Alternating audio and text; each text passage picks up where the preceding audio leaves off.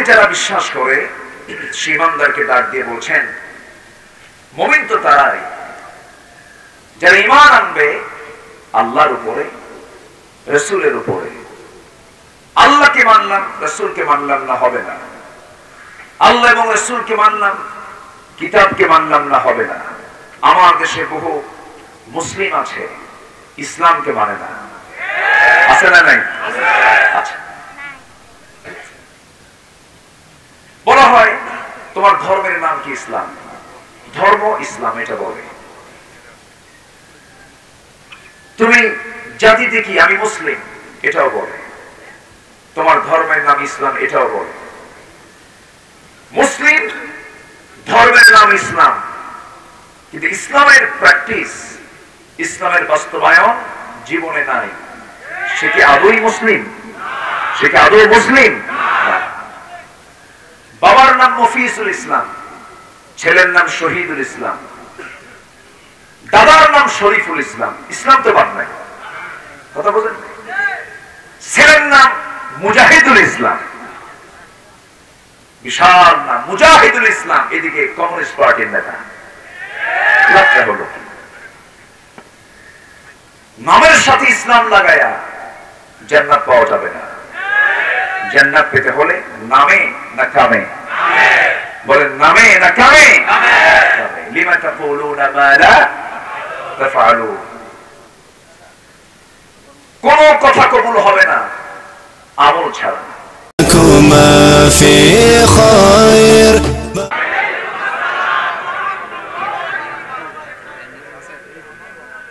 إن الحمد لله الأكرم الذي خلق الإنسان وكرمه وعلمه من البيان ما لم يعلم،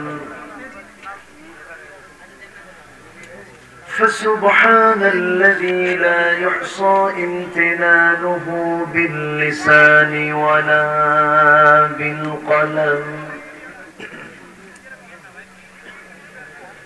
نشهد أن لا إله إلا الله وحده لا شريك له،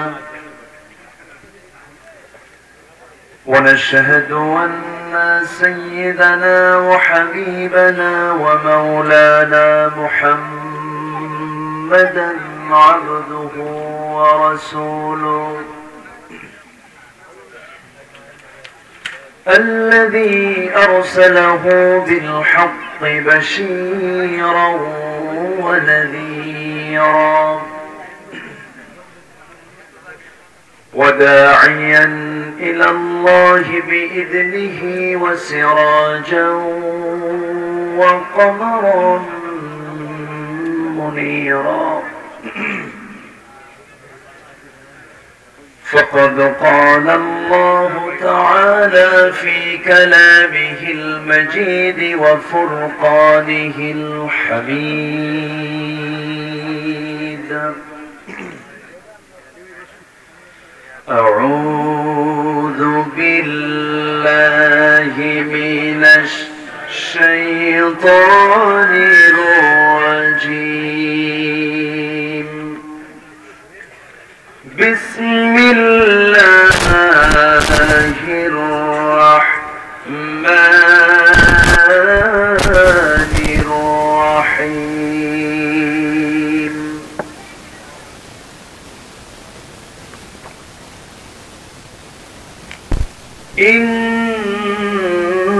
إنما المؤمنون الذين آمنوا بالله ورسوله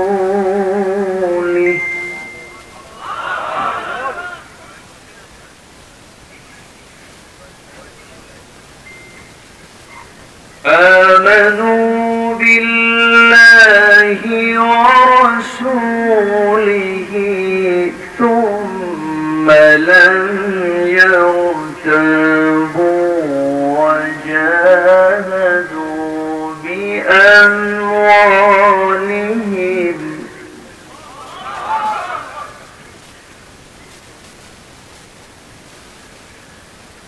ثم لم يرتابوا وجاهدوا بأموالهم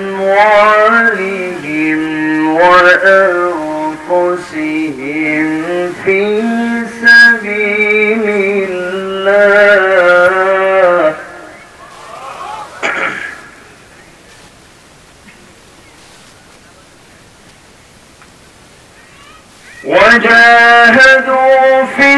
سبيل الله بأموالهم وأنفسهم في سبيل الله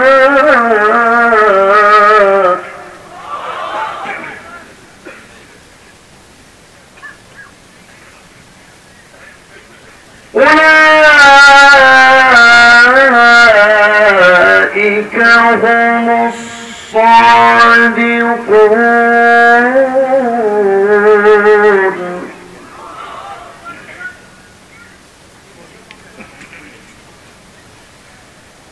الله أكبر. بسم الله الرحمن الرحيم.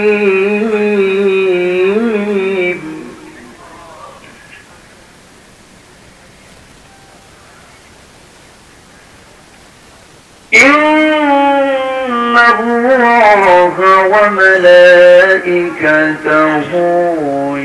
يصلون على النبي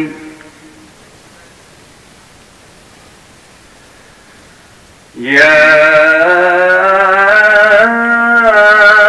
أيها الذين آمنوا صلوا عليه وسلموا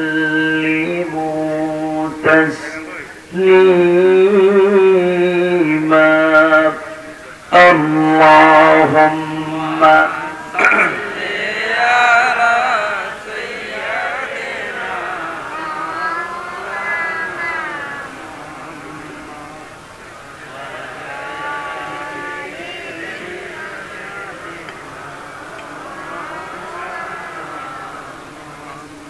একটু মহব্বত দিয়ে নবীর প্রেমে মাতোয়ারা হয়ে জবান খুলে উচ্চ আওয়াজে সবাই বলুন আল্লাহুম্মা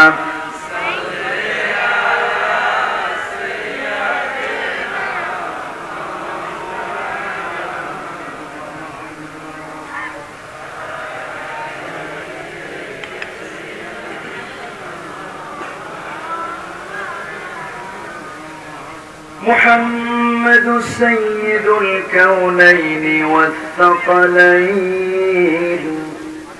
والفريقين من عرب ومن عجم. اللهم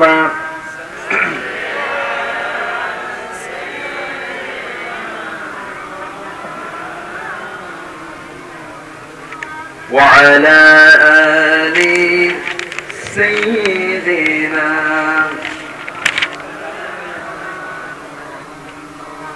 সবাই বলুন بلغ العلا بكماله كشف الدجى بجماله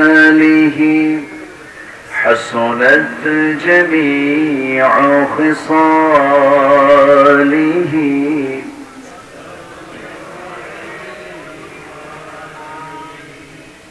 سراج الملة تمحي فخر ذو عالم بالبار مولاه شريف الأنبياء نسخا كل أديان ذغره بلغ العلا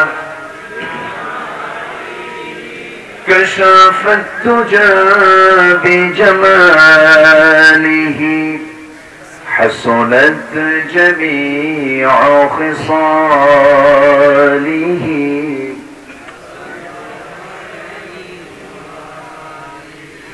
আরবের বুকে মক্কার পরে যেথায় মা আমিনার ঘর, খোদার রহমতে কাউসার হয়ে ঝরছে বারংবার, বালাগাল উলা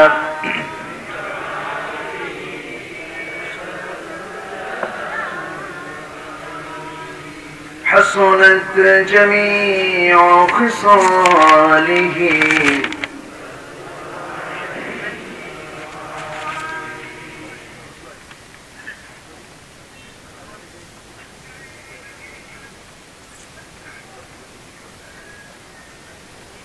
নোয়াখালী অঞ্চলের ফেনী জেলার সদর উপজেলার ছোট ধলিয়া তারালিয়া হিফজুল কুরআন মাদ্রাসা জামে মসজিদ কমপ্লেক্স মাহফিল ইন্তেজামিয়া কমিটি কর্তৃক আয়োজিত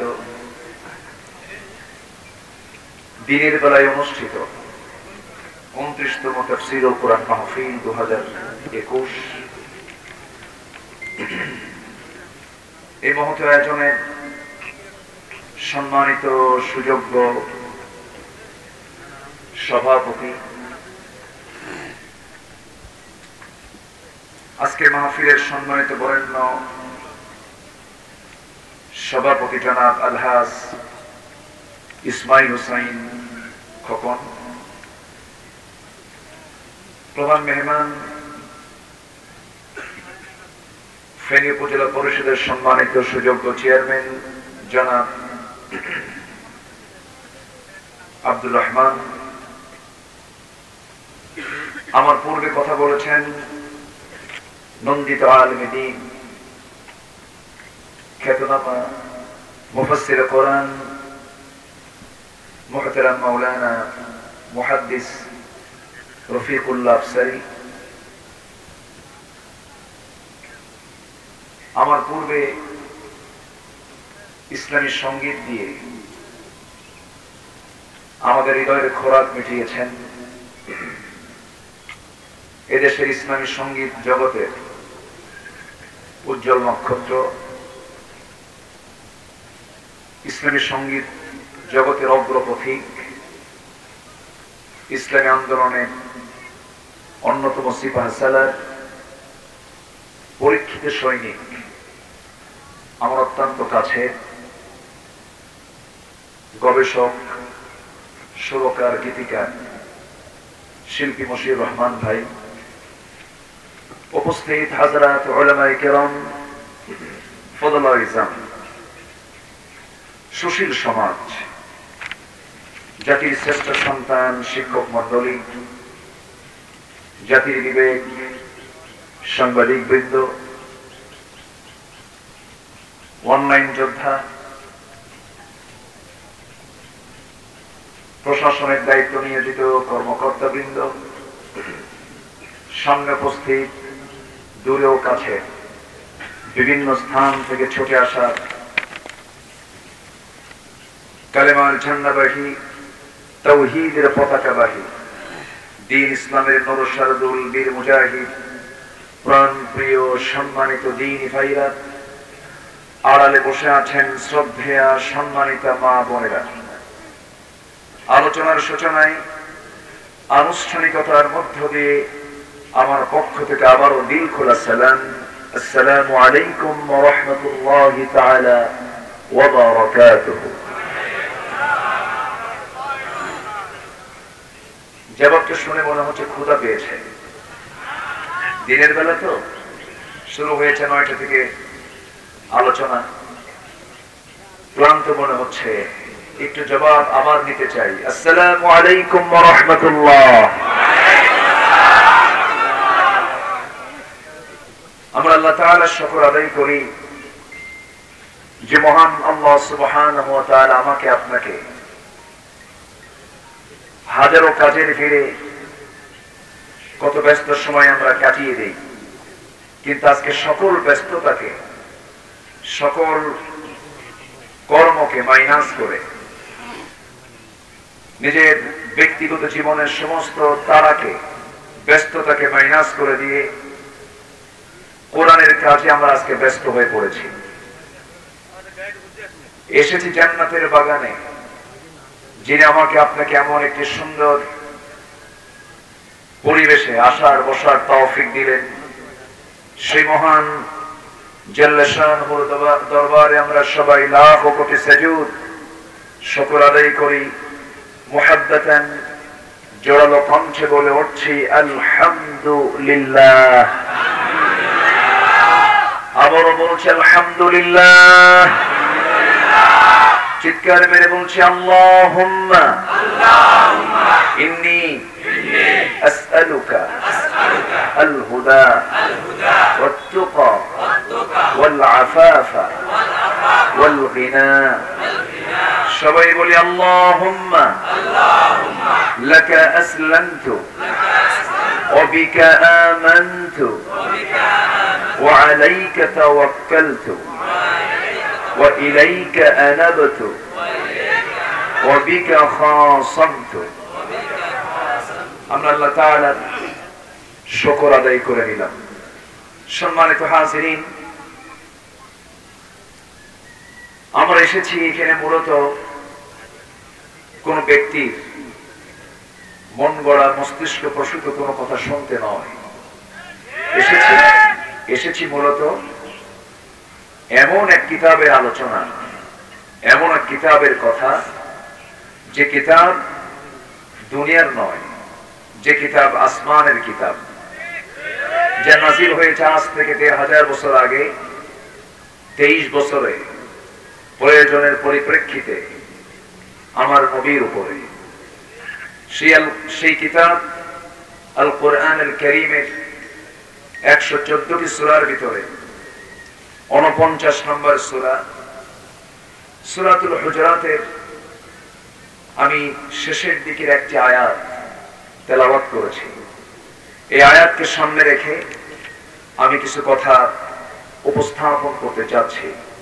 আল্লাহ রাব্বুল আলামিন সবার আগে আমল করার নিয়তে আমাকে বলার এবং আপনাকেও শোনার তৌফিক দান করুন। জোরে বলি আল্লাহুম্মা আমিন। সম্মানিত হাজিরিন, যে সূরার নামটা আমরা শুনলাম, এটা এমন একটি সূরা যে সূরাটা প্রতিটি শিক্ষা ব্যবস্থায়, প্রতিটি সিলেবাসে এই সূরাটা অন্তত সিলেবাস ভুক্ত করা উচিত। কেন জানেন? এর কারণ হলো আদব আখলাক যদি একটা ব্যক্তি জীবনে না আসে, সে যতই এডুকেটেড হোক না কেন, যতই সে উচ্চ শিক্ষিত হোক না কেন, আদব আখলাক যদি না ঠিক হয়, সেই জীবনের কোনো দাম দুনিয়াতেও নাই, আখিরাতেও নাই। ঠিক কিনা? এটা হচ্ছে আদব ঠিক করার সূরা। কি ঠিক করার সূরা? আদব। আদব যার নাই তাকে কি বলে? বেয়াদব। দেখেন না, আমার দেশে জাতীয় ব্যক্তিদের মুখ থেকেও কিছু বেয়াদবির কথা শোনা যায়। তাদের মুখ থেকে এমন কিছু কথা বের হয়, যে সমস্ত কথা, ভাষাগুলো হলো বস্তির কথা, রাস্তার কথা। একজন সম্ভ্রান্ত বংশীয় লোকের মুখ থেকে এই জাতীয় কথা বের হতে পারে না। হাত ভাঙ্গো, ঘাড় মটকায় দাও, খেলা হবে, আছে না? এগুলো আছে না? আবার বলে তোমরা পিটুম খাই আলে হইছো, আর আমরা ঘরে বসে আলিফ পাত আছে যে মহান খা শিখছি। আবার আরেকজন তাহাজ্জুদ গুজার বলেন, আমি 22 বছর একটানা তাহাজ্জুদ পড়ি, প্রতিদিন 80 রাকাত নফল নামাজ পড়ি। তো বিষয়টা হলো মূর্খের মূর্খতা প্রকাশ পেয়ে যায়, 2 লাইন কথা বললেই টের পাওয়া যায়। ঠিক কিনা? এই জন্য আমি একটু আদবের সূরা ধরছি আজকে। সম্মানিত হাজিরিন, এক ছাত্র শিক্ষকের সামনে বসা, শিক্ষক বলে, ছাত্র তোমার বাড়ি কোথায়? স্যার ব্রাহ্মণবাড়িয়া। তোমাকে একটা প্রশ্ন করবো, তোমার জেলা নিয়ে উত্তর দাও তো। স্যার বলে, ব্রাহ্মণবাড়িয়া বানানটা বলো তো। এখন ব্রাহ্মণবাড়িয়া বানান করতে গেলে তো ভালো ছাত্র হতে হবে। সে আর উত্তর না দিতে পেরে বললো, স্যার আমি এখন ঢাকায় থাকি। কই থাকি? ঢাকায় থাকি। মূর্খ যখন কথা বলে তার কথাই মূর্খতা প্রকাশ পেয়ে যায়। আমরা খেলবো কেন? খেলা তো ওদের মধ্যে শুরু হয়ে গেছে, ঠিক কিনা? আল্লাহ পাক যারা মূর্খ, যারা বুঝে না, আল্লাহ পাক এদের সঙ্গে খেলতেও মানা করেছেন। খেলতে যেও না।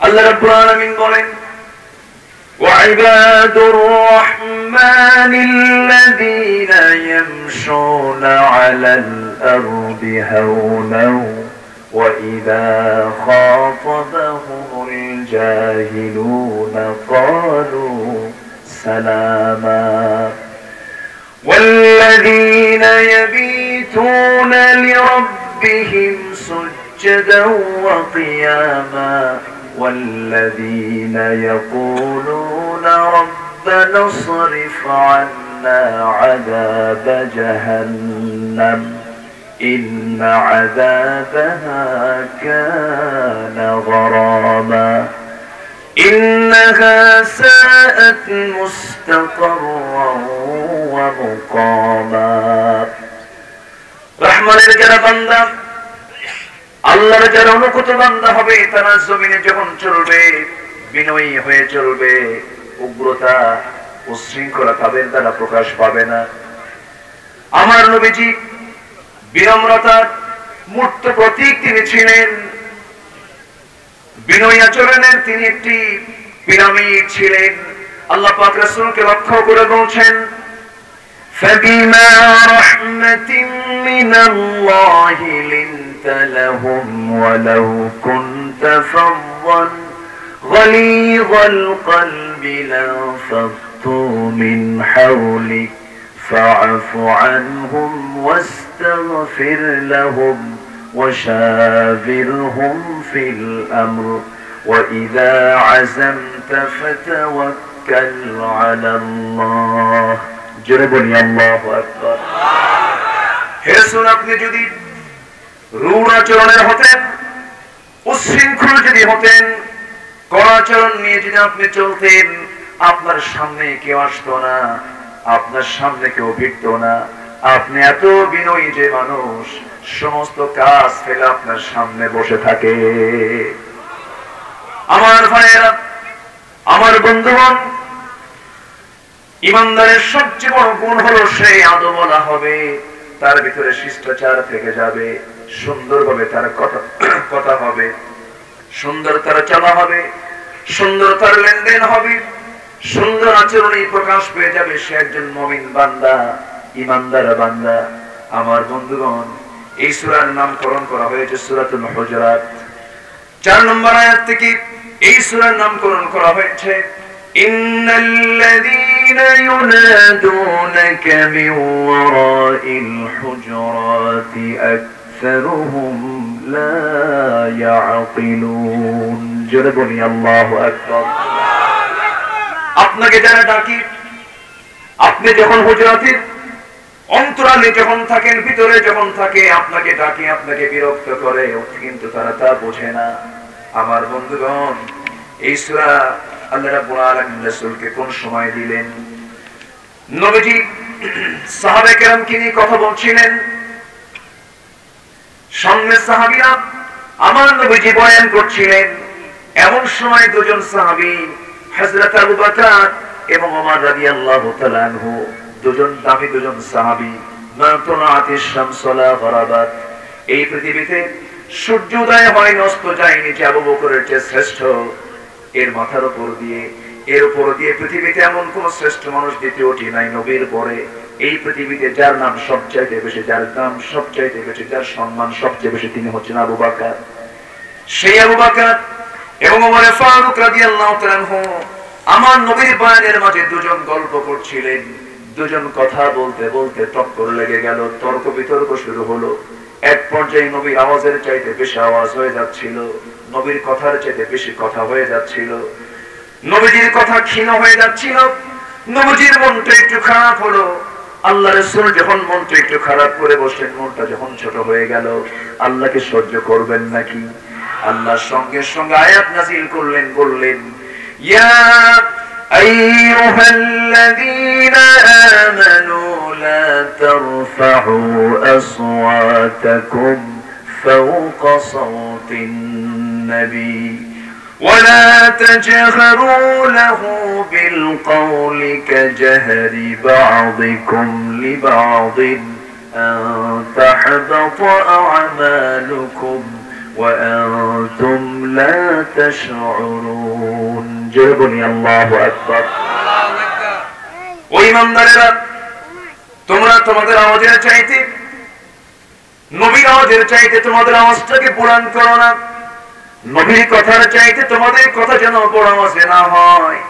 যদি এমনটা হয়ে থাকে তাহলে তোমাদের জীবনের যত অর্জিত আমলগুলো, জিহাদ করে রক্ত ঝরিয়েছ, নামাজ পড়ে কপাল কালো বানিয়েছ, চোখের পানি ফেলে ফেলে কেঁদেছ, তোমরা এত কিছু করার পরেও এই চরম বেয়াদবি করার কারণে তোমার সমস্ত আমলগুলো নিষ্ফল হয়ে যাবে, ব্যর্থ হয়ে যাবে। আমার বন্ধুগণ, সেজন্য আদব ইমানদারের জীবনে দরকার আছে না নাই? আসতে বলবেন না, আছে না নাই? আমার বন্ধুগণ, সেই সূরার গুরুত্বপূর্ণ একটি আয়াত আল্লাহ রাব্বুল আলামিন মুমিনদেরকে ডাক দিয়ে বলছেন, বান্দা, এই দুনিয়াতে পদের জন্য, পদবীর জন্য লোভ আছে না নাই? আসতে বলবেন না, আছে না নাই?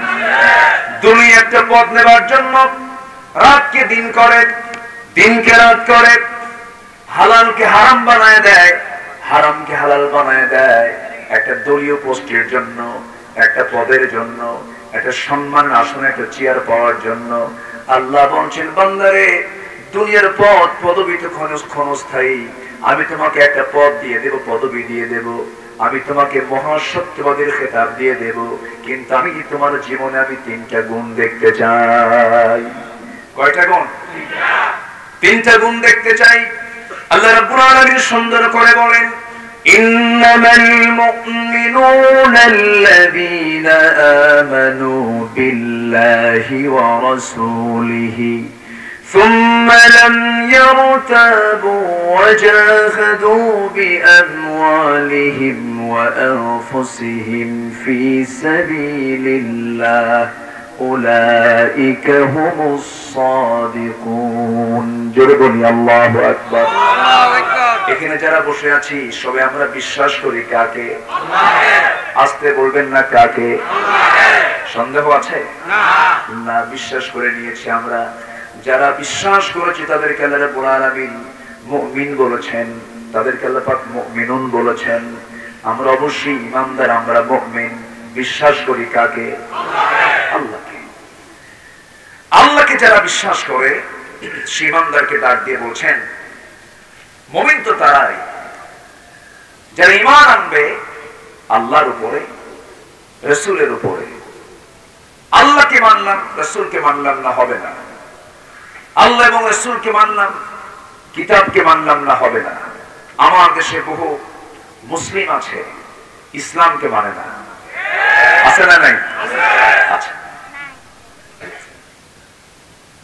বলা হয় তোমার ধর্মের নাম কি? ইসলাম। ধর্ম ইসলাম এটা বলে। তুমি জাতিতে কি? আমি মুসলিম, এটাও বলে। তোমার ধর্মের নাম ইসলাম, এটাও বলে। মুসলিম ধর্মের নাম ইসলাম, কিন্তু ইসলামের প্র্যাকটিস, ইসলামের বাস্তবায়ন জীবনে নাই। সে কি আদৌই মুসলিম? সে কি আদৌ মুসলিম? বাবার নাম মফিজুল ইসলাম, ছেলের নাম শহীদুল ইসলাম, দাদার নাম শরীফুল ইসলাম, ইসলাম তো বাদ নাই। কথা বলেন? ছেলের নাম মুজাহিদুল ইসলাম, বিশাল নাম মুজাহিদুল ইসলাম, এদিকে কমিউনিস্ট পার্টির নেতা। লাভটা হলো নামের সাথে ইসলাম লাগায়া জান্নাত পাওয়া যাবে না। জান্নাত পেতে হলে নামে না কামে? বলেন নামে না কামে? লিমা তাকুলুনা মা লা তাফআলুন। কোন কথা কবুল হবে না আমল ছাড়া। আসতে বলবেন না আছে না নাই? প্রত্যেকটি কাজে ইসলাম আছে, কিন্তু একটা শ্রেণী, একটা পক্ষ, তারা ইসলামটাকে একটা গণ্ডির মধ্যে বন্দী করে রাখতে চায়। কেমন করে? নামাজ, রোজা, দান সদকা, টাকা আছে হজে যাওয়া, তারপর কিছু মসজিদ মাদ্রাসা করা, এর মধ্যে দিন, এটাই দিনদারি। আর ক্যান্টনমেন্ট, প্রশাসন, সচিবালয়, বঙ্গভবন, গণভবন, সংসদ, নির্বাচন, অর্থনীতি, সমাজনীতি, ব্যাংক, বীমা, স্বরাষ্ট্র, পররাষ্ট্র, সব এগুলো হলো দুনিয়াদারি। এটাকে একটা পক্ষ এটাকে পৃথক করে রাখতে চায়, কিন্তু ইসলাম সব জায়গায় আছে না নাই? আসতে বলবেন না আছে না নাই? যারা শুধু নামাজ এবং রোজা আদায়ের মধ্যেই জান্নাতের পথ খুঁজে বেড়াচ্ছেন, জান্নাত শুধু আনুষ্ঠানিক কিছু ইবাদতের মধ্য দিয়ে জান্নাত পাওয়া যাবে না। জান্নাত পেতে হলে জীবনের সকল জায়গায় আল্লাহর আইনকে বিনা শর্তে মেনে নিতে হবে। ঠিক কি না? এখানেই সবচেয়ে বড় প্রবলেম, এখানেই লাগে গন্ডগোল। এখানে কি লাগে? গন্ডগোল। একটা পক্ষ এটাকে মেনে নিতে চায় না, তখন টক্কর লেগে যায়। যেমন করে টক্কর লেগেছিল মুসার সাথে ফেরাউনের, যেমন টক্কর লেগেছিল ফেরাউনের সাথে ইব্রাহিমের, যেমন টক্কর লেগেছিল আবু জাহেলের সাথে আমার নবী মুহাম্মদ সাল্লাল্লাহু আলাইহি ওয়াসাল্লাম। সেই টক্কর আজও আছে না নাই? সেই দ্বন্দ্ব, সংঘর্ষ আজও আছে না নাই? আজও আছে। একই কোরআন কেউ তেলাওয়াত করে, কেউ পায় ফুলের মালা। মিশরের আব্দুল বাসিত কোরআন তেলাওয়াত করেছেন, সারা জীবন ফুলের মালা পেয়েছেন। সেই একই কোরআনের ব্যাখ্যা দিয়েছেন সৈয়দ কুতুব শহীদ। তার গলায় ফুলের মালা জোটে নাই, তার গলায় জুটেছে ফাঁসির রশি। অর্থাৎ হক কথা বলতেই হবে, হক পথে চলতেই হবে। বাতিলদের রক্ত চক্ষুকে আমরা ভয় পাই না। ভয় পাই কাকে? এই পৃথিবীতে একজন মানুষ আল্লাহকে ছাড়া অন্যকে ভয় করলে সে মুশরিক হয়ে যাবে। আমরা ভয় করি কাকে? আল্লাহ। সোজা কথা, যদি না মরতাম তাহলে না হয় একটু গ্রামার খাটাতাম। মরেই তো যাবো, মরে যাবো না? মরি যখন যাবো, ব্যাকরণ খাটায় লাভ কি? পেস্টাস খাটায় লাভটা কি? জান্নাতের পথ বাঁকা না সোজা? জান্নাতের পথ বাঁকা না সোজা? বাঁকা হবো না সোজা হবো? সোজা। আল্লাহ রাব্বুল আলামিন বলেন, ফাকিম ওয়াজহাকা লিদ-দীনি হানিফান ফিতরাতাল্লাহিল্লাতী ফাতারান-নাস আলাইহা লা তাবদীলা লিখালকিল্লাহ যালিকা দ্বীনুল কাইয়্যিম ওয়ালাকিন্না আকসারান-নাস লা ইয়ালামুন। জোরে বলি আল্লাহু আকবার। তুমি তোমার চেহারা আল্লাহমুখী করে নাও, দিনটাকে তুমি গ্রহণ করে নাও। মুনিবিনা ইলাইহি ওয়াত্তাকুহু ওয়া আকিমুস সালাতা ওয়া লা তাকুনু মিনাল মুশরিকিন। জোরে বলি আল্লাহু আকবার। আল্লাহমুখী হয়ে যাও, আল্লাহকে ভয় করো, নামাজ কায়েমের সংগ্রাম করো, মুশরিকদের অন্তর্ভুক্ত হইও না। যে ব্যক্তি শিরকের কাজে নিজেকে জড়িয়ে যাবে, সে ভাবতে হবে যে আমি ক্যান্সার আক্রান্ত একজন ইমানদার। ইমানের ক্যান্সার আছে না নাই? আসতে বলবেন না আছে না নাই? ইমানের ক্যান্সার হলো শিরক, ইমানের ক্যান্সার হলো কুফর, ইমানের ক্যান্সার হলো জুলুম, ইমানের ক্যান্সার হলো বিদআত। এই সমস্ত হারাম গুলোকে আমাকে আপনাকে বর্জন করে চলতে হবে। আমার বন্ধুগণ, আল্লাহ বলছেন বান্দারে তিনটি কাজ তুমি করবে, আমি তোমাকে সিদ্দিক বানায় দেব। কি বানাবো? সিদ্দিক খেতাব দিয়ে দেব। আমরা পদবি চাই দুনিয়ার না আল্লাহর পদবি? কার পদবি নিতে চাই? আল্লাহ আমাকে পদ দিতে চান, আল্লাহ আমাকে পদবি দিয়েছেন, তুমি সিদ্দিক। তিনটা গুণ অর্জন করো, তিনটা কোয়ালিটি তোমার মধ্যে তুমি নিয়ে আসো। আমার ভাইরা, নাম্বার 1 হলো আল্লাহর প্রতি ঈমান আনা, নবীর প্রতি ঈমান আনা। আল্লাহকে আমি কেন মানবো না? আমি যখন দুনিয়াতে আসি নাই, এই দুনিয়ার জিন্দেগিতে আমি যখন আসি নাই, আমার আগে অবস্থান ছিল আলমের ওয়াহে, রূহের জগতে ছিলাম। মার পেটে এসেছিলাম, মার পেটে 10টি মাস ছিলাম। আল্লাহ রাব্বুল আলামিন কি সুন্দর করে বানালেন, খুলিকা মিন মাইন দাফিকিন ইয়াখরুজু মিন বাইনিস সুলবি ওয়াত তারাইব। জোরে বলি আল্লাহু আকবার। প্রবল বেগে নির্গত পুরুষের পৃষ্ঠদেশ এবং নারীর বক্ষ দেশ থেকে প্রবল বেগে নির্গত পানি থেকে বান্দা তোমাকে বানিয়েছি। পুরুষের পিঠ থেকে, পুরুষের পিঠে নির্গত সেই পানি থেকে আল্লাহ রাব্বুল আলামিন আমাকে আপনাকে পয়দা করেছেন। আমার ভাইয়েরা, সেই মার পেটের ভিতরে 40টা দিন যখন চলে গেল, আল্লাহ রাব্বুল আলামিন ফেরেশতা পাঠিয়ে দিলেন।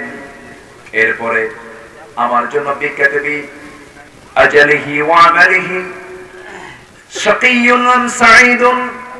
আমি যখন মার পেটের মধ্যে ছিলাম সেই সময় আমার বয়স নির্ধারণ হয়ে গেছে, আমার টাইম নির্ধারণ হয়ে গেছে।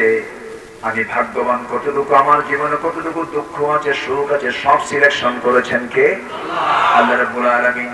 এরপর আল্লাহ রাব্বুল আলামিন সেই মার পেটের ভিতরে নির্দিষ্ট একটা টাইমে রেখে আল্লাহ রাব্বুল আলামিন এই দুনিয়ার জগতে পাঠায়া দিলেন। দুনিয়ার জগতে পাঠায়া দিয়ে বলছেন, বান্দা আমাকে খবরদার তুমি অস্বীকার করবে না। তুমি কেমনে আমাকে অস্বীকার করো, তুমি কি বুঝো না? খুবই কমন একটা আয়াত, সূরা বাকারার আয়াত। আমার সঙ্গে সবাই ঠোঁট মিলিয়ে মিলিয়ে বলুন, সওয়াব পেয়ে যাবেন। কাইফা তাকফুরুনা বিল্লাহ ওয়া কুনতুম আমওয়াতান ফাআহয়াকুম সুম্মা ইউমীতুকুম সুম্মা ইউহয়ীকুম সুম্মা ইলাইহি তুরজাউন। তুমি আমাকে কেমন অস্বীকার করো? তুমি তো নিষ্প্রাণ ছিলে, তোমার কোনো অস্তিত্ব ছিল না। তোমার কেমন একটি টাইম চলে যায় নাই যে সময় তুমি উল্লেখযোগ্য কিছুই ছিলে না। হাল আতা আলাল ইনসানি হিনুম মিনাত তাহরি লাম ইয়াকুন শাইআন মাযকুরা। সেই নিষ্প্রাণ থেকে আমি তোমাকে প্রাণ দিয়েছি, এরপর আমি তোমাকে আবার মুর্দা করব, আবার তোমাকে জিন্দা করব। যেখানে যাও না কেন ফিরে আসতে হবে আমি আল্লাহ আমার দিকে, আমার কাছে তোমাকে ফিরে আসতে হবে। তুমি আমাকে কেমন অস্বীকার করো? আমি তোমাকে কত সুন্দর করে বানিয়েছি, নিজের দিকে তাকায় দেখো। টানা টানা চক্ষুটা কে দিয়েছেন? এবং এই চোখটাকে দুনিয়ার জগতে চলতে গেলে ধুলাবালি আছে, এই চোখটাকে সম্পূর্ণ নিরাপদ এবং ফ্রেশ রেখে দিয়েছেন কে? চোখের মধ্যে পানি আছে না নাই? এই পানি কি টিউবওয়েলের পানি নাকি? টিউবওয়েলের পানি না, এই পানিটা সাধারণ কোনো পানি নয়। যদি সাধারণ পানি হতো, -ডিগ্রি তাপমাত্রায় চোখের ভিতরের যে পানিটা আইস হয়ে যেত, বরফ হয়ে যেত, চোখটা নড়তো না, নড়াচড়া করতো না, চোখটা হয়ে যেত একমুখী, নষ্ট হয়ে যেত। তাহলে কি পানি এটা? -10, -15 তাপমাত্রার পৃথিবীর কিছু জনপদ আছে না নাই? আছে। কোন তাপমাত্রাই নাই, বরঞ্চ -10, -15 পর্যন্ত আছে। সেই সমস্ত দেশের মানুষ যখন চলাচল করে তখন তো চোখ দেখে তাকে চলতে হবে। সব জায়গায় ঢাকলেও চোখ কি ঢাকা যায়? চোখ তো ঢাকা যায় না। চোখের মধ্যে আল্লাহ রাব্বুল আলামিন কি পানিটা রাখলেন যে পানিটা আইস হয় না, সাধারণ কোনো পানি এটা নয়। এই পানিতে রয়েছে কি? রয়েছে শ্লেষ্মা, কিছু তেল, কিছু পানি, ইলেকট্রোলাইটের কিছু জটিল মিশ্রণ, যা চোখের কর্নিয়াকে সজাগ রাখে, ওটাকে ফ্রেশ রাখে। যদি এটা তেলের মতো হতো, দুনিয়ার ধুলাবালি ঢুকে আরো তেল আরো সবটা জাম লেগে যেত, বেকায়দা হয়ে যেত। আল্লাহ রাব্বুল আলামিন এমন ধরনের একটা পানি, জটিল মিশ্রণের পানি সৃষ্টি করেছেন সেখানে, যখনই কোনো ধুলাবালি চোখের মধ্যে ঢুকতে নেয়, ঢোকার সঙ্গে সঙ্গে পানি আলটিমেটলি বের হয়ে যায়, সব ধুয়ে মিশে সাফ করে দিয়ে বলছেন, আল্লাহ বান্দা তোর চোখটাকে সুন্দর করে ফ্রেশ এই জন্য রেখেছি, তুই কি দেখবি না? ফালা ইয়ানজুরুনা ইলাল ইবিলি কাইফা খুলিকাত ওয়া ইলাস সামাই কাইফা রুফিআত ওয়া ইলাল জিবালি কাইফা নুসিবাত ওয়া ইলাল আরদি কাইফা সুতিহাত ফাযাক্কির ইন্নামা আনতা মুযাক্কির। আল্লাহু আকবার। শুধু সৃষ্টি করেন নাই, এটাকে লেবেল করেছেন কে? সমতা করেছেন কে? আল্লাযী খালাকাকা ফাসাওয়াকা ফাআদালাক। এটাকে লেবেল করেছেন। চোখটা আপ ডাউন করেননি, হাতটা ছোট বড় করেননি, পা দুটো ছোট বড় করেননি, এটা ভারসাম্য করে বানিয়ে দিয়েছেন আল্লাহ রাব্বুল আলামিন। এই চোখটা তো সুন্দর করে বানালেন, আবার চোখের পাপড়িও দিয়েছেন, আবার আইব্রো দিয়েছেন, বান্দার চোখে যেন কোনো সমস্যা না হয়। আল্লাহ রাব্বুল আলামিন দুটি কান দিয়েছেন, এই কানের মধ্যে শ্রবণ কোষ দিয়েছেন। শ্রবণ কোষটা আল্লাহ রাব্বুল আলামিন এত সুন্দর করে সেট করেছেন, প্রতিটি কানের ভিতরে 1 লক্ষ শ্রবণ কোষ দিয়েছেন। ছোট বললে ছোট শোনা যায়, বড় আওয়াজে বললে বড় আওয়াজ শোনা যায়, আবার মিডিয়াম করে বললে মিডিয়াম শোনা যায়। যদি এমনটা শ্রবণ কোষ না থাকতো, সমস্ত আওয়াজগুলো সমান শুনতো, মানুষ সমস্যা হয়ে যেত। আমার আল্লাহ তাআলা নাক দিয়েছেন ঘ্রাণ নেবার জন্য, অক্সিজেন নেবার জন্য। এই নাকটা এত সুন্দর করে সেট করে দিয়েছেন মুখের সাথে। বান্দা যখন মুখে খাবার নেয়, নাকের খাবার জরুরি না মুখের খাবার জরুরি বেশি? বলেন কোনটা? মুখের না নাকের? ভালো করে কোন খাবারটা বেশি জরুরি? নাকের না মুখের? নাকের। নাকে কি যায়? নাকে কি যায়? অক্সিজেন। 3 দিন খাবার নাই, বাঁচবো না। নাকি বাঁচবো? বাঁচবো। 3 দিন পাই নাই খাবার, বাঁচবো আমি। কিন্তু নাকে আমার 5 মিনিট অক্সিজেন নাই, তাহলে কি হবে? বাঁচবো? তাহলে কোনটা আগে দরকার? নাকের খাবার না মুখের খাবার? নাকের খাবার। দুটো একসঙ্গে দিয়েছেন, নাকও দরকার মুখও দরকার, এবং দুটোই দিয়েছেন আউটে, ইনসাইড করেননি। ইনসাইড করলে সমস্যা হতো। ইনসাইড করলে কি হতো? ধরেন নাকটা এই জায়গায় না দিয়া যদি দেওয়া হতো বগলের তলে, একটু চিন্তা করে দেখেন, যদি বগলের তলে দেওয়া হতো, গরম করে না হয় খালি গায়ে বসলাম, শীতকালে কি করবেন? অথবা মেহমান হয়ে গেছেন, মশিউর ভাই আমি মেহমান হয়ে আসছি মানুষের বাড়িতে, তারা তো খাওয়ানোর ব্যবস্থা করেছেন, খাওয়ার সময় নাকটা যদি এই জায়গায় না দিয়ে আল্লাহ বগলের তলে দিতেন, কাপড় চোপড় খুলে আগে ধুইয়া না বলে দিয়ে খাওয়া যাবে কি যাবে না? সুবিধা না অসুবিধা? অসুবিধা। আল্লাহ পাক আল্লাযী খালাকাকা ফাসাওয়াকা ফাআদালা, আল্লাহ পাক এত সুন্দর করে বানিয়েছেন, এটাকে লেভেল করেছেন, ভারসাম্য করেছেন, কোনটা কোন জায়গায় দরকার তা দিয়ে দিয়েছেন। জোরে বলে সুবহানাল্লাহ। নাকের জায়গায় নাক দিয়েছেন। খাবার যখন আবার মুখে নেয় বান্দা, শুধু অক্সিজেন দিয়ে যে অক্সিজেন শুধু যে নেয় তা না, কান আছে না নাই? আসতে হলো না, কান আছে না নাই? আগে ঘ্রাণের কাজ না খাওয়ার কাজ? বলেন কিসের কাজ? আগে ঘ্রাণ। খাবারটা যখন মুখে নিলাম, সঙ্গে সঙ্গে নাক বলছে এটা জায়েজ, এটা না জায়েজ। এই কথা কি বোঝা গেল? এটা জায়েজ, এটা না জায়েজ, এটা খাওয়া খাওয়া যাবে, এটা খাওয়া যাবে না। নাক সঙ্গে সঙ্গে বলে দিচ্ছে। আমার ভাইয়েরা, আমার মুখের ভিতরে খাবারটা দিয়ে দিলাম, সেই খাবারের স্বাদ আস্বাদন করার জন্য আল্লাহ একটা গোশতের টুকরা মুখের মধ্যে দিয়েছেন, তার নাম হলো জিহ্বা। এই জিহ্বার ভিতরে আল্লাহ রাব্বুল আলামিন এত সুন্দর মেশিন সেট করে দিয়েছেন, এমন সুন্দর মেশিন এখানে সংস্থাপন করা হয়েছে। হাজারো ফল, হাজারো খাদ্য, আমিষ নিরামিষ, গোটা দুনিয়াতে যত খাবার, যত আইটেম আল্লাহ রাব্বুল আলামিন রেখেছেন, প্রত্যেকটা আইটেমের স্বাদ আল্লাহ রাব্বুল আলামিন জিহ্বার মধ্যে রেখে দিয়েছেন। মেডিকেল সায়েন্স বলছে প্রত্যেকটা জিহ্বার ভিতরে 3 থেকে 4000 স্বাদ আমার আল্লাহ রাব্বুল আলামিন রেখে দিয়েছেন। জোরে বলে সুবহানাল্লাহ। তুমি সে আল্লাহকে বিশ্বাস করতে চাও না? তুমি সে আল্লাহকে মানতে চাও না যে আল্লাহ তোমাকে এত সুন্দর করে বানালেন, একটি মজবুত দেহ দান করলেন, এই দেহ দিয়ে এই মস্তক কার সামনে অবনত করবে? আসতে বলবেন না, কার সামনে অবনত করবে? আল্লাহর সামনে।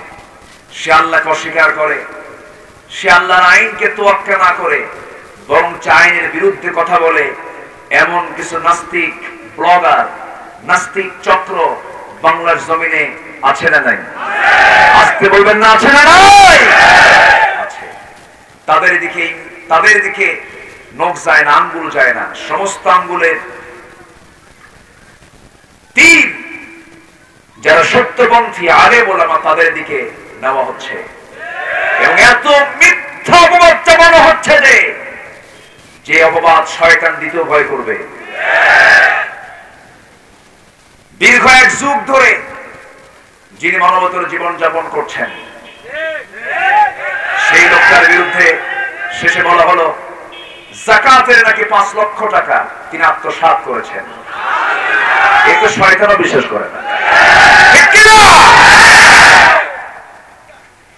ঘাপটি মারা কিছু নাস্তিক চক্র এরা আড়ালে কাজ করে যাচ্ছে।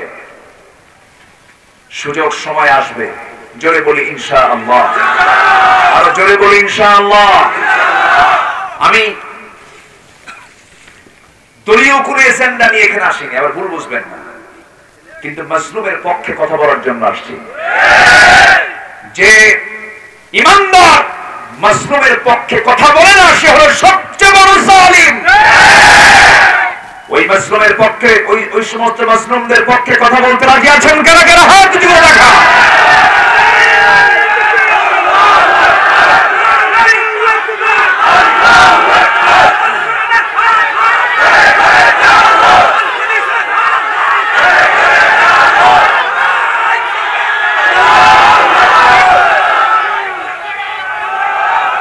আল্লাহ সবার হাতকে কবুল করুন, জোরে বলি আমিন, আরো জোরে আমিন। ইমানদার হতে চাও, সোজা কথা বলো, ঠিক কিনা?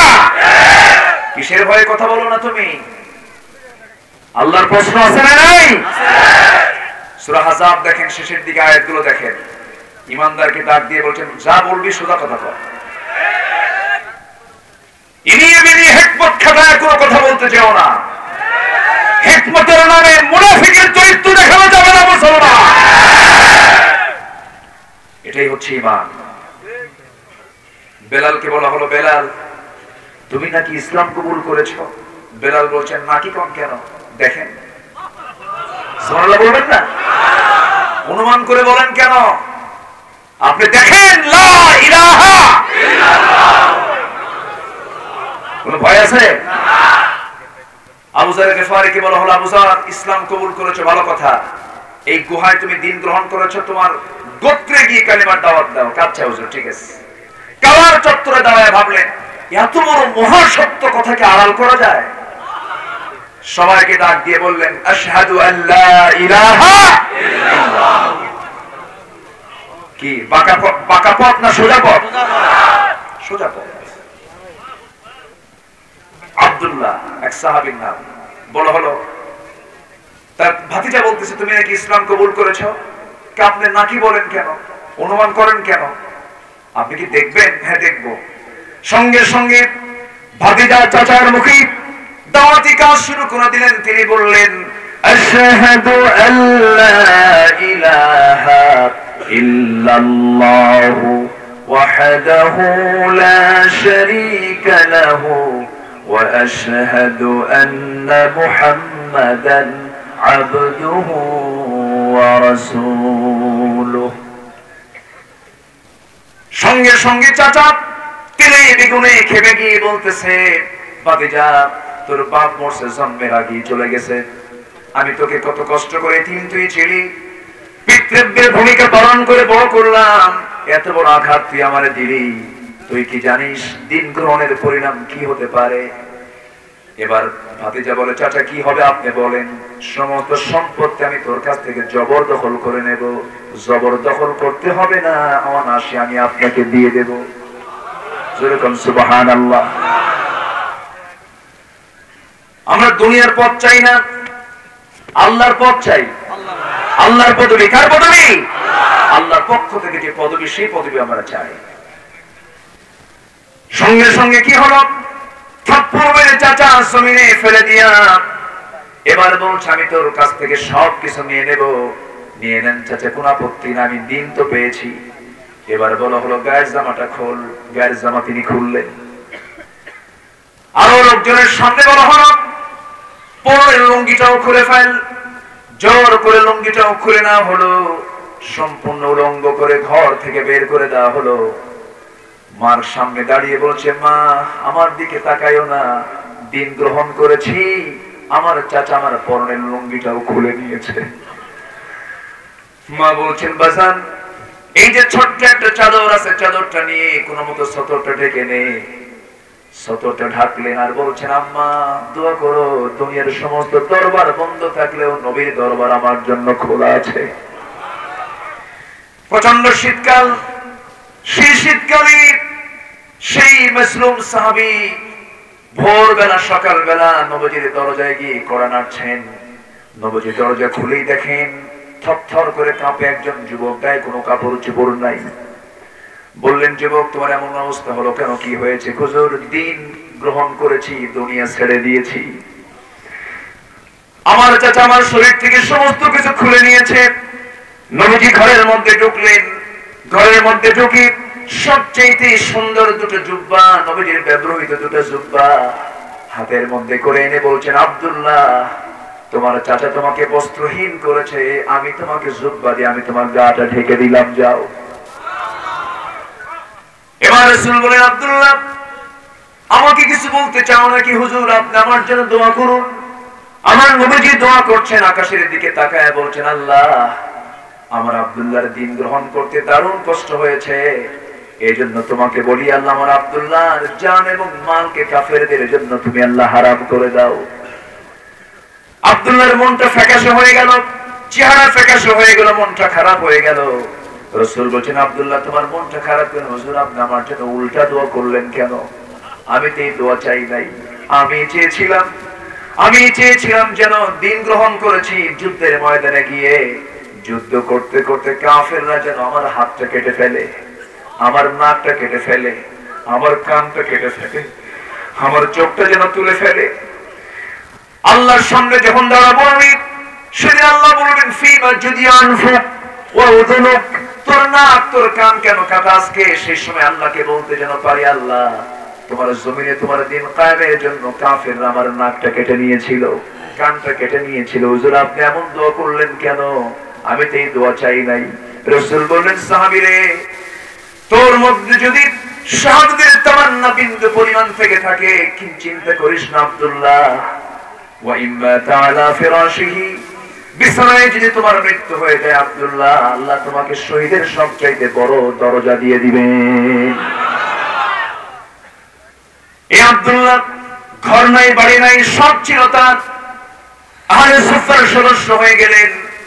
সাহাবীদের সঙ্গে তিনি বসে বসে কোরআন তেলাওয়াত করতেন, কিন্তু তার তেলাওয়াতটা খুব উচ্চ আওয়াজে হতো, খুব জোরে জোরে তেলাওয়াত করতেন, কেঁদে কেঁদে তেলাওয়াত করতেন। সাহাবীরা এসে রাসূলকে বললেন, ইয়া রাসূলুল্লাহ আব্দুল্লাহর তেলাওয়াতে আমরা কষ্ট পাই, আপনি একটু পরামর্শ দিন সে যেন আস্তে তেলাওয়াত করে।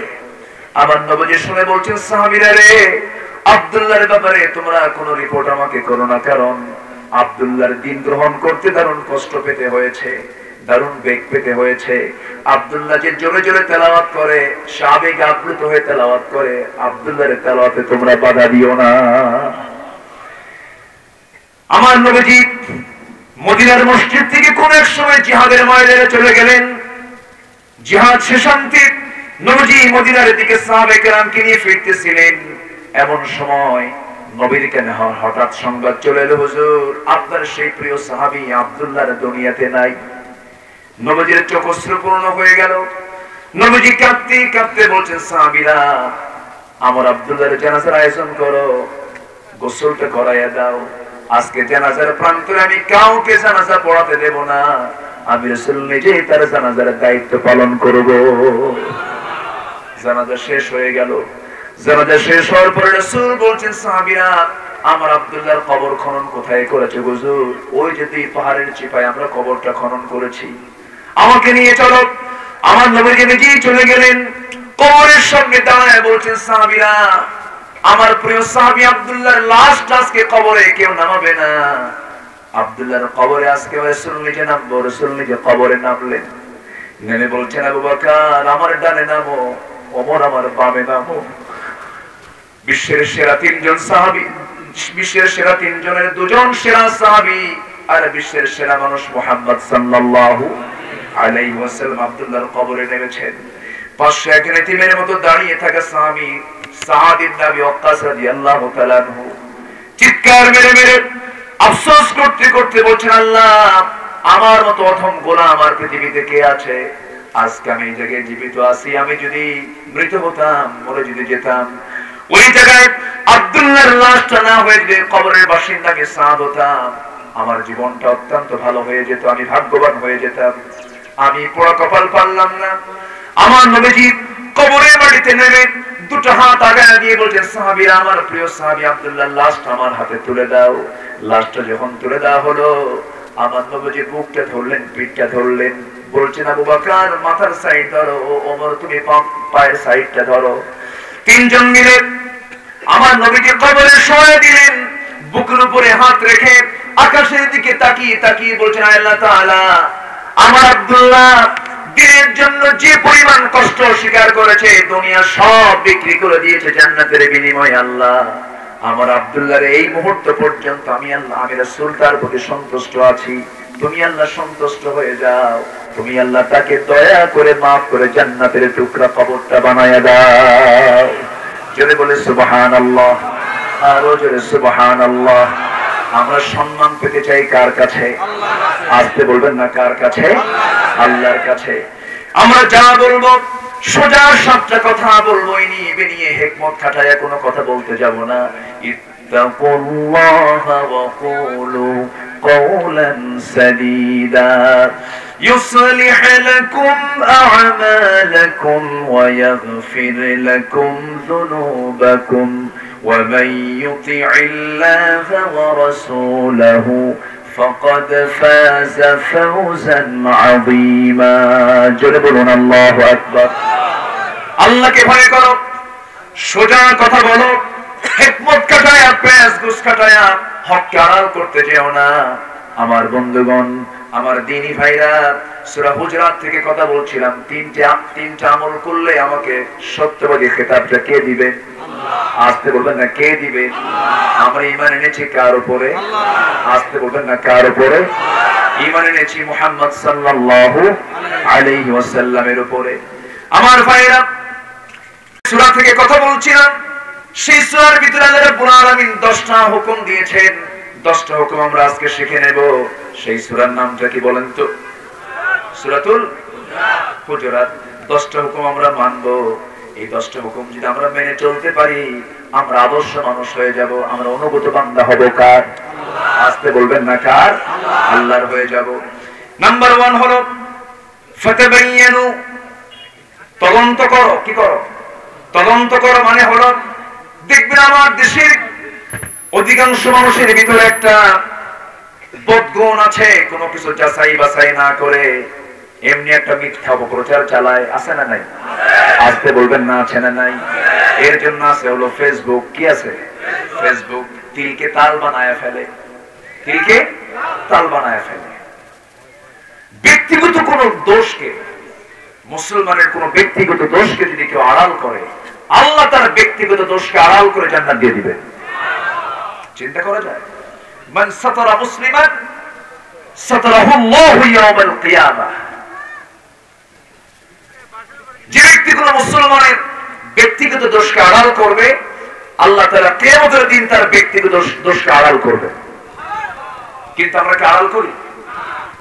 পাইছি একখান ভিডিও ফুটেজ সহ দাও ফেসবুকে ছেড়ে। আপনি ফেসবুকে ছেড়ে দিলেন, আপনি আড়াল করলেন না ব্যক্তিগত দোষকে, আপনি আড়াল করলেন। অথচ আমার আল্লাহর নাম হচ্ছে সাত্তার। আমার আল্লাহর নাম কি?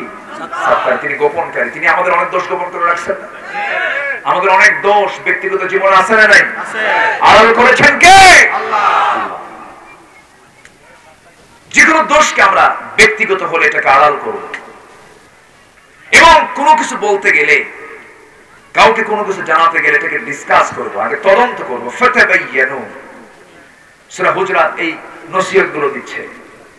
আমরা তদন্ত করব, আগে এটা কতটুকু সত্য কতটুকু মিথ্যা আগে জানবো, এরপরে বলবো। আমরা না জেনে না বুঝে কোনো কিছু প্রকাশ করা যাবে না। আল্লাহ রাব্বুল আলামিন বলেন, ইয়া আইয়ুহাল্লাযীনা আমানু ইন জাআকুম ফাসিকুম বিনাবাইন ফাতাবায়ানু আন তুসিবু কওমান বিজাহালাতিন ফাতুসবিহু আলা মা ফাআলতুম নাদিমিন। জোরে বলুন আল্লাহু আকবার। যখন তোমাদের কাছে কোনো সংবাদ কেউ পাঠায়, ফাতাবায়ানু, এটাকে ডিসকাস করো, জেনে বুঝে আগে প্রমাণ করে এরপরে তোমরা বলতে যাও। এই বিষয়টি ইমানদার করবে। জোরে বলি ইনশাআল্লাহ। আরো জোরে বলি ইনশাআল্লাহ। এটা আমরা মাথায় রাখার চেষ্টা করব। নাম্বার 2 হলো ভাই ভাই গন্ডগোল আছে না নাই? আছে। ফেরিতে মনে হয় নাই? আছে। ফেরিতেও আছে। মানুষে মানুষে গন্ডগোল আছে না নাই? আছে। কোন গন্ডগোল যদি লেগে যায়, দ্বন্দ্ব যদি লেগে যায়, আল্লাহ বলছেন সেই সময় তোমরা কি করবে? ইন্নামাল মুমিনুনা ইখওয়াতুন ফাসলিহু বাইনা আখাওয়াইকুম ওয়াত্তাকুল্লাহ লাআল্লাকুম তুরহামুন। জোরে বলি আল্লাহু আকবার। নিঃসন্দেহে মুমিনরা হলো ভাই ভাই। মুমিনরা কি? ভাই ভাই। কাফের মুমিন বলেন, কাফের মুমিন কি? কাফের মুমিন, মুশরিক মুমিন কি? বন্ধুরা দুশমন। বন্ধুরা দুশমন। এখন তো কাফের মুমিনের সম্পর্ক ভালো, এরকম কিছু লোক আছে না নাই? কাফের মুমিন ভাই ভাই, আর মুমিন মুমিন সম্পর্ক নাই, ঠিক কি না? যে মুমিন কাফেরের সঙ্গে সম্পর্ক রাখে সে কি মুমিন না মুনাফিক?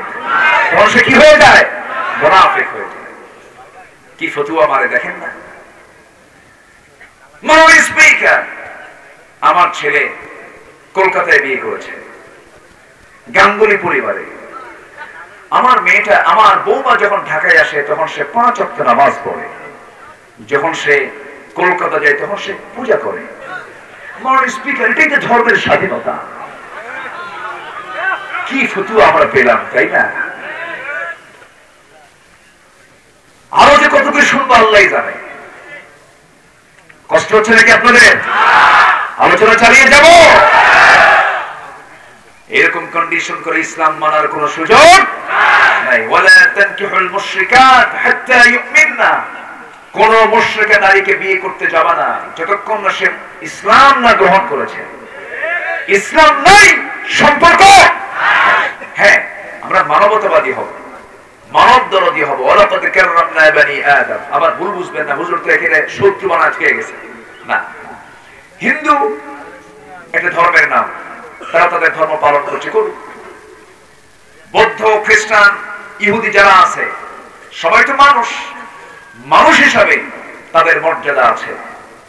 ঈমানের ভিত্তিতে তাদের সঙ্গে হৃদয়ের মনের কোন সম্পর্ক রাখা যাবে এবং আত্মীয়তার কোন সম্পর্ক রাখা যাবে। শর্ত হচ্ছে ঈমান থাকতে হবে। ইন্নামাল মুমিনুনা ইখওয়া। মুমিনরা হচ্ছে পরস্পর ভাই। আমি 10টা পয়েন্ট, 10টা শিক্ষা আমি এজন্য নিয়ে আসতেছি, ঈমানদারের ভিতরে এই 10টা গুণ থাকার দরকার আছে না নাই? ফাসলিহু, নাম্বার 2 হচ্ছে ফাসলিহু, তোমরা সংশোধন হয়ে যাও। গন্ডগোল লেগেছে, ইসলাহ করো। বাইনা আখওয়াইকুম, ভাই ভাইয়ের মাঝে ইসলাহ করে নাও, ঠিকঠাক করে নাও। গন্ডগোলকে তীব্র থেকে তীব্রতর করো না, এটাকে খাটো করে নিয়ে আসো, কমায় নিয়ে আসো, হৃদ্যিক ভাব তৈরি করো। কার কথা? আসতে বলবেন না, কার কথা? আল্লাহর কথা। সাহাবীদের মধ্যে কি ভালোবাসা ছিল, কি টান ছিল, বউ পর্যন্ত দিয়ে দিতে চেয়েছেন সাহাবীরা। একটু আসতে কোন সুবহানাল্লাহ। হয়তো বলবেন হুজুর বউ আবার কেমনে দিয়ে দেবে? আমার দেশে আবার কিন্তু লিভ টুগেদার আছে, আছে না নাই? এলিয়েট শ্রেণীতে লিভ টুগেদার আছে। আবার স্বামী বউ পাল্টাপাল্টি করে। একাম কুকাম গুলো এমন একটি শ্রেণী করে যারা সমাজের যারা শাসক, শাসক মানে সেই শাসক বলবো না, সমাজের নেতৃত্ব যারা দেয়, নেতৃস্থানীয় পর্যায়ে যারা থাকে, তাদের মধ্যে এই সমস্ত সংস্কৃতি, এই সমস্ত কালচার আছে না নাই? বলে যে আমার বউ তুমি নিয়ে যাও 3 দিন, তোমার বউ আমার কাছে দিয়ে যাও 3 দিন। এরকম অসভ্যতা, নোংরামি গুলো আছে না নাই? এই নোংরামির ফলাফল হলো আনুষ্কা বিহান। ঠিক কিনা? তুমি করবা ওয়াকাম আর তোমার সন্তান হবে ভালো। তুমি কেমন আশা করো আম গাছে আমি ধরবে, জাম গাছে জামি ধরবে, জাম গাছে আম ধরে না? ঠিক কিনা? তুমি মা তোমার মেয়েকে গ্রুপ স্টাডিতে পাঠাও, সবগুলো ছেড়ে তার মাঝে একটা মেয়ে তুমি গ্রুপ স্টাডিতে পাঠিয়ে দিয়েছো, সহশিক্ষার পরিবেশে তুমি পাঠিয়ে দিয়েছো, পর্দার কোনো গন্ধ নাই, এখন বলছেন বিচার চাই। সম্মানিত ভাইরা, আনুষ্কা বিহানের আগেও আরো ধর্ষণের রেকর্ড আছে না নাই? আজকে বলবেন না আছে না নাই? এই কুমিল্লার তনু শেষ, সিলেটের খাদিজা শেষ, কত ইতিহাস পড়ে আছে। এগুলো করে বন্ধ হবে না, বন্ধ হবে দুনিয়ার কোন বিধান দিয়ে নয়, বন্ধ হবে আল্লাহ তাআলার বিধান দিয়া। ঠিক কিনা? পর্দা করতে হবে, এই বিধান কার? আসতে বলবেন না কার? আল্লাহর বিধান। দামি দামি ফলগুলোর দিকে তাকান, কলা, এই যে কলা গাছ না, এটা কলা গাছ, কলা গাছে কলা আছে, কলা ধরে। আচ্ছা, সেই কলাটা কি প্যাকেট ছাড়া, পর্দা ছাড়া? না, পর্দা আছে। কলা বিক্রেতা যদি বলে ফেনীর বাজারে মহিপালে আজকে জনগণের খেদমতের জন্য কাজ একটা আগাম করে রাখবো, কি কলা সিলে কলা বেচবো, কি টাকা দিয়ে কিনবে? পর্দা নাই, দাম নাই। পর্দা আছে, দাম আছে। রাজশাহীর ন্যাংরাম, রাজশাহীর কি আম? ন্যাংরাম। ন্যাংরাজের নাম কেমনে হলো আমি বুঝলাম। আমি অনেকদিন আগে, আজ থেকে 14-15 বছর আগে, শিবগঞ্জ মোনাকষা একটা মাহফিল ছিল আমার, চাপাইয়ের দিকে, রাজশাহীর দিকে। দেখ মুরব্বীকে, অনেক বয়স তার, 85 বছর সেই সময় বয়স, হয়তো এখন বেঁচে নাই। তাকে বললাম, চাচা আমার প্রিয় আম হচ্ছে ন্যাংরা, কিন্তু এই নামের নামকরণ করলো কে? আমটা তো খেতে খুবই মজা, আম দেখতেও সোজা, কিন্তু ন্যাংরা হলো কেন? তো চাচা এখন বলে, দেখেন বাবাজি, আমার মনে হয় এই আম গাছ কোন ন্যাংরা লোক লাগাইছিল। আচ্ছা, এখন এই আমটা যদি কেউ বিক্রি করতে নিয়ে, আম বিক্রেতা ভাবে দেখি খামাখা এগুলো প্যাকেট রাখার দরকার, কিন্তু খুলে টুলে নিয়ে বসি, কাস্টমার আসবে না মাছি আসবে? কোন মাছি? মৌমাছি না, মৌমাছি আসবে, মৌমাছি পচা জায়গায় বসবে না, মৌমাছি জায়গা মতো বসে। ঠিক কিনা? মৌমাছি কি সব জায়গায় বসে না? মৌমাছি বসে হলো এমন জায়গায় যে জায়গাটা পাক, পবিত্র পরিচ্ছন্ন, সেই জায়গায় মৌমাছি বসে। আর মাছি ওর কোনো কাম নাই, সব জায়গায় বসে। মাছি হলো মুনাফিক, মৌমাছি হলো মুমিন। ঠিক কিনা? আমরা মাছি হব না, মৌমাছি হব। সব জায়গায় বসার টাইম আমাদের নাই। ইমানদার এক জায়গায় বসে, কয় জায়গায় বসে? না পাক জায়গায়, না পাক জায়গায়, পাক জায়গায় বসে। আচ্ছা, দিনাজপুরের লিচু নাম শোনেন না? দিনাজপুরের চায়না থ্রি, বোম্বাই লিচু, বড় বড় এইরকম সুন্দর, একদম গোশতে ভরা লিচু, উপরে প্যাকেট আছে না নাই? যদি কেউ ভাবে যে প্যাকেটটা খুলে ফল বিক্রেতা যদি বিক্রি করতে নাই, কেউ কি টাকা দিয়ে কিনবে? কেউ টাকা দেবে না, কেউ কিনবে না। কারণ ওর মধ্যে পর্দা নেই। কি নাই? পর্দা নাই। এই পৃথিবীর যত দামি দামি জিনিস, মুক্তা, মুক্তা, মুক্তা কার পেটে থাকে? ঝিনুকের পেটে থাকে। ঝিনুক কোথায় থাকে? সাগরের অতল গহীনে থাকে। শত সাগর অতল গহীনে ঝিনুক, ঝিনুকের পেটে হলো মুক্তা। পৃথিবীর সমস্ত কিছু যত দামি দামি, সব আল্লাহ পাক আড়াল করে রেখেছেন। আর পৃথিবীর যত দামি যা কিছু আছে, সবচেয়ে দামি হচ্ছে আমার আল্লাহর কাছে নারী। যেরকম সুবহানাল্লাহ। এই নারীর অবশ্যই ঢাকার দরকার আছে না নাই? আজকে নারী কি ঢাকা না খোলা? নারী আজকে ঢাকা না খোলা? স্বাধীনতা, বুঝেন নাই? স্বাধীন হতে হতে গায়ে কাপড় চোপড় নাই। অনেক আগে, আজ থেকে 2013 সালের আমার একটা বক্তৃতা আছে। আমি বলেছিলাম সেই বক্তৃতায়, 1971 সালে যখন দেশ স্বাধীন হয়নি, তার আগে আমার দাদি নানিরা ব্লাউজ বানিয়েছিলেন, সেই ব্লাউজ বানাতে কাপড় লাগতে হলো 14 গিরা 15 গিরা, যা দিয়ে হাত পেট পিঠ সব ঢাকতো। স্বাধীনতার 50 বছরে আজকে সেই ব্লাউজের কাপড় কমতে কমতে 14 গিরা তো নাই, এখন কোন গিরাই নাই, কোন কাপড়ই নাই, ঠিক কিনা? এটার নাম স্বাধীনতা নয়। সকল প্রকার জেনা, ব্যভিচার, ধর্ষণ, আনুষ্কা বিহারের ঘৃণ্য ইতিহাস যদি এগুলো বন্ধ করতে চান, অবিলম্বে প্রয়োজন হলো কোরআন সুন্নাহর পর্দার বিধান চালু করে দেওয়া। সমাজ শান্তিময় হয়ে যাবে। সমাজে আমরা দেখতে পাবো জান্নাতের অমীয় ধারা তরতর বেগে প্রবাহিত হচ্ছে তখন, যখন পর্দা সমাজে চালু হবে, ঠিক কিনা?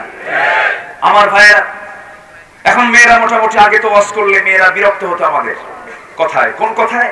মুখ ঢাকতে হবে, নেকাব পড়তে হবে। বলতো যে হুজুরা তো বোঝে না, হুজুরা তো মুখ ঢাকে না, নাক মুখ বন্ধ হয়ে অক্সিজেন বন্ধ হয়ে মারা যাবো, সেই পরামর্শ দেয়। নেকাব পড়তে পারবো না। এখন তো মাস্ক ঠিকই পড়ে, এখন মাস্ক পড়ে না, একটা পড়ে না, দুটোও পড়ে না। সেদিন এয়ারপোর্ট হয়ে আমি যাচ্ছিলাম কক্সবাজারে, সব মহিলার মুখে দেখি মাস্ক, 4টা 5টা পর্যন্ত মাস্ক লাগাইছে। এখন তো দম বন্ধ হয় না। মাস্ক লাগান ভালো, এটা একটা প্র্যাকটিস ভালো। আল্লাহ করোনা দিছে, অন্তত নেকাবটা লাগাক, পায়জামা থাকুক আর না থাকুক। আমি কি আলোচনা চালিয়ে যাব? আলোচনা চালাবো। এই এলাকায় মনে হয় প্রথম দিনের বেলা মাহফিল হচ্ছে। এই এলাকায় এই রসমটা খুব কম, গণহারে না হলেও খুব কম। আচ্ছা ঠিক আছে। আমার আনোয়ার ভাই, সবাই চিনেন তো নাকি? মুখে দাঁড়িয়ে নাই। এত বড় একটা আয়োজন তিনি করেন, দাড়ি ছাড়া কি হয় নাকি? হ্যাঁ, আগামীতে আমরা তাকে দাড়িওয়ালা দেখবো, বলি ইনশাআল্লাহ। খুব ভালো, বলি আলহামদুলিল্লাহ।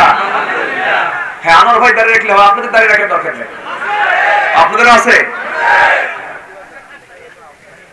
এটা এমন একটা সুন্নাহ মশির ভাই, এটা এমন একটা সুন্নাহ। দাড়ি, নামাজ পড়লাম, সুন্নত শেষ, ঠিক কিনা? 2 রাকাত সুন্নত পড়ছি, শেষ। কিন্তু এই দাড়িটা দাইমি সুন্নাহ, এই সুন্নাহটা কবর পর্যন্ত চলে যায়। আলহামদুলিল্লাহ বলেন। বিশাল ব্যাপার, আমরা আমল করবো, জোরে বলি ইনশাআল্লাহ। আমার মাদের গায়ে আমরা বোরকা তুলে দেব, জোরে বলি ইনশাআল্লাহ। আমার মাদের দোষ নাই, বুঝলেন, মুরব্বীদের দোষ। আমার দেশের মা বোন অনেক ভালো আছেন, এমন সভ্য বাপ আছে, মেয়েটাকে মঞ্চে তুলে দিয়ে মেয়েটাকে নাচায় আর বাপ হাতের তালি মারে। এরকম সভ্য বাপ আছে না নয়? থাপ্পড়ে 32 দাঁত ভাঙা দরকার। সম্মানিত ভাই, আমরা ইসলাহ করব, আমরা সংশোধন করব। নাম্বার 3 হচ্ছে ওয়াকসিতু, ন্যায় বিচার করো। কার কথা? যে কোনো জায়গায় আমরা ব্যক্তিগত জীবনে, পারিবারিক জীবনে, সামাজিক জীবনে, সব জায়গায় অন্যায় না ন্যায় বিচার? অন্যায় না ন্যায় বিচার? আমরা আজকে কোন বিচারে আছি? আমরা আজকে কোন বিচারে আছি? আইন সবার জন্য? আরে কিসের সমান? অসমান। আইন সবার জন্য, শুধু সরেও লাগাবে, এটা আর বেশি কিছু না। আচ্ছা, এরপর লা ইয়াসখার, উপহাস করব না কাউকে। ওয়ালা তুসআইর খাদ্দাকা লিন-নাস ওয়ালা তামশি ফিল আরদি মারাহা, আমরা এড়িয়ে যাব না কাউকে, সবাইকে সমান দাম দেব। ছোট বড়, অবাধ বৃদ্ধ বনিতা, গরিব ধনী, সবাইকে আমরা অসমান না সমান চোখে? সমান চোখে দেখব, উপহাস করব না। লা ইয়াসখার কওমিন মিন কওমিন আসা আন ইয়াকুনু খায়রাম মিনহুম, আমরা কাউকে উপহাস করে কথা বলবো না। এরপর এটা নারীর ক্ষেত্রে নারীর হতে পারে। ওয়ালা তালমিসু, অপমান করব না। একটা কথায় সে অপমানিত হবে না, আমি তাকে অপমান করব না, আমি তাকে সম্মান দেব। আমাকে সম্মান দেবেন কে? আল্লাহ। নাম্বার 7 হচ্ছে ওয়ালা তানাবাজু, একে অপরের প্রতি তোমরা দোষারোপ করো না। দোষারোপ না করে গুণ প্রকাশ করো। আলহামদুলিল্লাহ বলে। এগুলো ইমানদারের লক্ষণ। সূরা হুজুরাতের আল্লাহ পাক নির্দেশনাগুলো দিয়েছেন। এরপর মারাত্মক একটা অপরাধ আছে এখন, সেটা হচ্ছে কুধারণা করা। না জেনে না বুঝে কুধারণা করে এমন লোক আছে না নাই? কুধারণা আমরা করবো না, জোরে বলি ইনশাআল্লাহ। ইজতানিবু কাসীরাম মিনায-যন্ন ফাইন্নায-যন্ন আকযাবুল হাদিস। কুধারণা হচ্ছে সবচেয়ে বড় মিথ্যা কথা। হয়তো মনে হয় এই কাজটা সে করছে, মনে হয় মধ্যে কুধারণা আছে না নাই? এই জাতীয় কথা ঈমানদার বলবে না। ওয়ালা তাজাসসু, সগলখুরি করো না। সগলখুরি আছে না নাই? গুপ্তচর বৃত্তি আছে না নাই? ঘরের মধ্যে কি হয়, জানালায় উকি মেরে দেখে লুকায়া লুকায়া, এরকম লোক তো নাই বাংলাদেশে, আছে না নাই? রাসূল বলেছেন ওর চোখ কানা কর, ওর চোখ কি কর, কানা করে দে। মারাত্মক অপরাধ এটা, গুপ্তচর বৃত্তি। ওয়ালা তাজাসসু, এটা করবা না। নাম্বার 10 হলো ওয়ালা ইয়াগতাব বা'দুকুম বা'দা, তোমরা একে অপরের গীবত করো না। গীবত কিন্তু মিষ্টির চেয়েও মজা। হ্যাঁ, গীবত মিষ্টির চেয়েও মজা না? ওই গীবত আমরা কেন করি? চৌমোহনীর মোড়ে হোটেলে, ত্রিমোহনীতে 4 স্টলে বসে চা খায় আর মজা করে গীবত করে। এটা কি ইমানদারের কাজ? না, ইমানদার এগুলো কাজ করবে না। আল্লাহ আমাদের এই 10টি হুকুম মেনে চলার তৌফিক দান করুন, আমিন। জোরে বলি আল্লাহুম্মা আমিন, আরো জোরে আল্লাহুম্মা আমিন। সম্মানিত ভাইরা, আমরা 3টি কাজের জন্য আমরা আল্লাহর কাছ থেকে পথ পেয়ে যাব। আল্লাহ পাক আমাকে সত্যবাদী বলবেন। সময় কম, কিছুক্ষণের মধ্যে আযানের সময় হয়ে যাবে।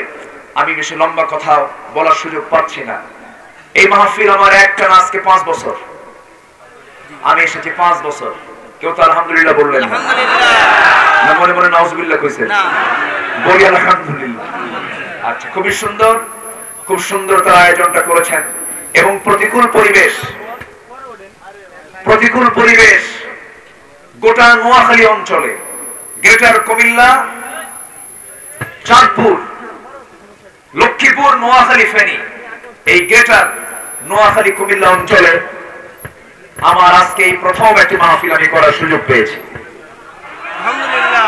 এই প্রথম এই অঞ্চলে আমি আর কোনো মাহফিল আসতে পারিনি। যখনই রওনা দিই তখন বলে হুজুর সমস্যা, বুঝেন নাই? রওনা দিয়ে অর্ধেক চলে আসছি, বলে হুজুর ফি মুশকিলা, খুব মুশকিল। কেন? মাহফিল হবে না, নাশকতা। কি হবে? নাশকতা। করোনা বাড়বে, রোগী বাড়বে, কত যে কারণ হিসাব নাই। কোরআন শুনতে যারা বাধা দাও, তোমাকে ভাবতে হবে তোমার রক্তের মধ্যে আবু জেহেলের রক্ত ঢুকানো আছে। কোরআন শুনতে বাধা দিও না, তোমার সন্তান বেয়াদব হবে, তোমার সন্তান তোমাকে আদব শিখাবে না, তোমার প্রতি সে অনুগত হবে না, তোমার প্রতি সে বিনয়ী হবে না। তুমি বেয়াদবি করবে, তুমি বেয়াদবির ফলাফল তুমি পেয়ে যাবে। সম্মানিত ভাইয়েরা, আজকে এসেছি, এই চাঁদ মাখা মুখগুলো আমি আবার দেখার সুযোগ পেয়েছি, আলহামদুলিল্লাহ। আরেকটা বিষয়, সেটা হলো সামাজিক একটা কথা আমি প্রয়োজন মনে করি। সবার বাড়িতে বউ আছে না নাই? আমার দেশের বউরা খুব ভালো, চুপ করে আছে, কেউ কয় না ভালো। বউকে পিটানো কিছু স্বামী আছে না নাই? বউকে পিটানো তো সুন্নতে মুআক্কাদা, হ্যাঁ, কি দিলে মুস্তাহাব, মুবাহ। বউকে মারার আগে ভাবতে হবে আমার মেয়ে অন্যের বউ হবে না, অন্যের বউ হবে না। অন্যের বউ হওয়ার পর আমার জামাই আমার মেয়েকে যদি মারে, আমি কি খুশি হব? খুশি হব না। আমার জামাই যদি আমার মেয়ের সঙ্গে খারাপ আচরণ করে, আমি কি খুশি হব? ওই কথা ভেবে নিজের স্ত্রীর সঙ্গে সুন্দর আচরণ করতে হবে। ইদানিং এটা খুব লক্ষণীয়, আমরা এটা খেয়াল করার চেষ্টা করবো, জোরে বলি ইনশাআল্লাহ। সবার বাড়িতে বাপ মা আছে না নাই? বাপ মার সঙ্গে অসৎ আচরণ না সৎ আচরণ? সৎ আচরণ। অসৎ আচরণ করব আমি, আমার একদিন সন্তান হবে, সেই সন্তান আমার সঙ্গে যদি বেয়াদবি করে, ভালো লাগবে? ভালো লাগবে? এই কথা চিন্তা করে নিজের বাপ মার সঙ্গে আমরা ভালো আচরণ করবো, জোরে বলি ইনশাআল্লাহ। আজকে আদব আখলাক নিয়ে কিছু কথা বললাম, তো একটু মিলায় দিয়ে সংক্ষিপ্ত সময় যতটুকু পেরেছি বলেছি। বলি আলহামদুলিল্লাহ, জোরে বলি আলহামদুলিল্লাহ। আল্লাহ তুমি সবাইকে কবুল করে নাও। আমরা দোয়া করবো। দোয়ার আগ দিয়ে মাহফিল কমিটি একটু আমাকে বলেছেন চাদর দিয়ে দিবেন কি?